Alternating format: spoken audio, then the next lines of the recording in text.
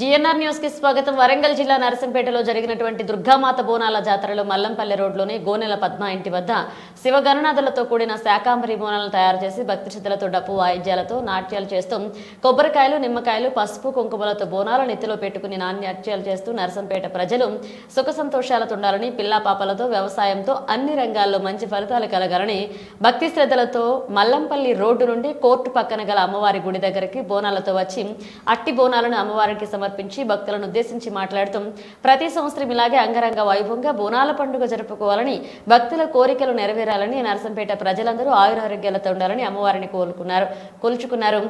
ఇట్టి కార్యక్రమంలో మహిళలు, భక్తులు, వృద్ధులు, పిల్లలు పాల్గొన్నారు. మంచి అభివృద్ధి ఈ ఆషాఢ మాసంలో జరిగే జాతర ఇది. ఈ నరసంపేట మొత్తానికి సుభిక్షంగా ఉండాలని, అందరూ సంతోషంతో ఉండాలని, ప్రతి సంవత్సరం ఇంతకన్నా ఎక్కువ వైభవంగా రావాలని కోరుకుంటున్నాం. పెద్ద బోనం తీసుకొస్తున్నాము. ఇంటి ఆడపడుచులాగా పొలప్నార్ నుంచి బోనం తీసుకొస్తున్నాము. మేము ఈ ఆలయంలోని బోనం తీసుకొచ్చినందుకు ఈ గ్రామ ఉన్న వాళ్ళందరికీ పిల్ల జల్ల పాడి పంట అందరికి మంచిగా జరగాలని కోరుకుంటున్నాం. అరికాలు ముళ్ళు నాటకుండా అందరికి కళ్ళ దూడల తల్లి అని కోరుకుంటున్నాం.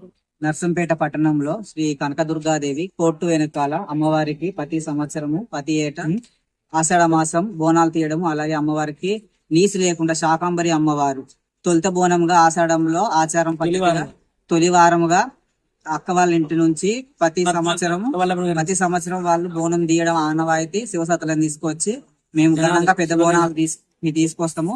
శివగణాదులము ఒక 5 వచ్చాము, బోనాలు తీసాము సంతోషంగా.